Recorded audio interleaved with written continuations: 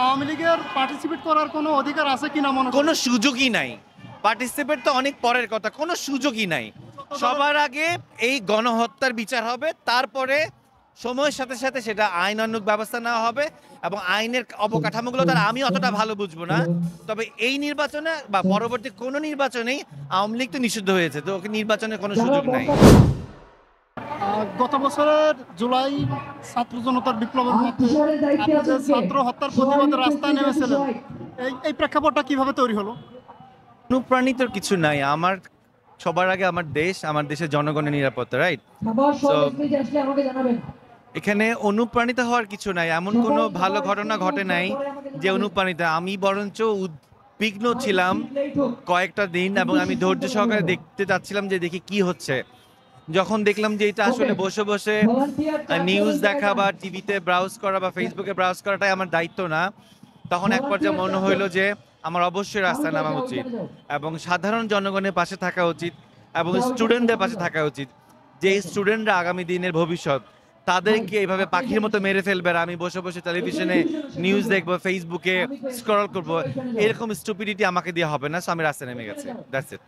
দেখেন, শুধু শিল্পী সমাজকে বলে লাভ নাই, নিজের ঘরের মধ্যেও তো অনেকে থাকে সন্ত্রাসী কার্যক্রমে। সো প্রত্যেকের নিজের হিসাব নিজেকে দিতে হবে এবং সার্বভৌমত্বের ক্ষেত্রে, সংবিধানের ক্ষেত্রে কোনো ছাড় নাই। সেটা আমার আপন ভাই হলেও ছাড় নাই, আর শিল্পী বলেন, কলিগ বলেন, এদেরকে তো ছাড় আমি কখনোই দেইনি, দিবেও না। আমি মিডিয়া কর্মী, আমার প্রফেশন হচ্ছে আমি টেলিভিশনে বিজ্ঞাপনে কাজ করি। আমি কখনোই, আমাকে এনসিপি কেন টানবে, আমি এনসিপিতে কেন যাব? আমি ইন্ডিভিজুয়ালি বাংলাদেশের মানুষ, আমার মতামতের একটা ভ্যালু আছে এবং আমি এটা প্রয়োজন মনে করি। সো আমি ইন্ডিভিজুয়াল মানুষ, আমি কোনো দলের না। এটা আপনাদেরকে আবারও ক্লিয়ার করি, আমি কখনোই, জুলাই আন্দোলনে সবাই ছিল, জুলাই আন্দোলনের পর এনসিপি হয়েছে, রাইট? তখন তো এটা এনসিপি ছিল না। যখন আমরা জনগণ গণঅভ্যুত্থানের মাঝখানে রাস্তায় ছিলাম, তখন তো সবাই একাকার ছিলাম, তখন তো কোনো দল ছিল না। সো ওই সময় পর্যন্ত আমরা সবাই সবার কাঁধে হাত রেখেই এই আন্দোলনে ছিলাম। কিন্তু এর পরবর্তীতে 5ই আগস্টের পর তারা এনসিপি করেছে, বিভিন্ন রকম সংগঠন তৈরি হয়েছে, কিন্তু আমি তো কোনো সংগঠনে না।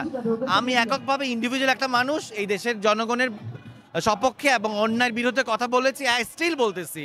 এবং হাদি ভাই কখনো এনসিপিতে ছিল না, আমি কখনো এনসিপিতে ছিলাম না, এটা আপনাদেরকে ক্লিয়ার করলাম আজকে। এত কষ্টের একটা আন্দোলন, গণঅভ্যুত্থান 24শে জুলাই, তারপরে এই আধুনিক বাংলাদেশ বিনির্মাণে যেই ধরনের শ্রম মেধা চর্চা হওয়া উচিত এবং সর্বস্তরের একটা গণতান্ত্রিক নির্বাচিত সরকার আসবে এবং এমন নির্বাচন হবে যেটা নিয়ে কোনো প্রশ্নবিদ্ধ করার কোনো সুযোগ থাকবে না, সেই রকম একটা নির্বাচন চাই।